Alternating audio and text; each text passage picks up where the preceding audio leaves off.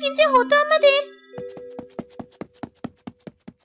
নির্বাণী, শিগগিরই এদিকে এসো, আমার একটা শাবক বিপদে পড়েছে। একটু অপেক্ষা করো, আসছি।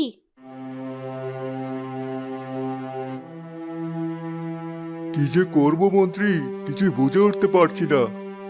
রাজামশাই, এই রাজ্যের লোকদেরকে বাঁচাতে চাইলে এবার আপনাকে একটা কঠিন সিদ্ধান্ত নিতেই হবে।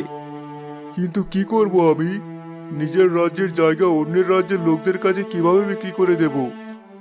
আমাদের রাজ্যের আর্থিক অবস্থা এখন খুবই খারাপ।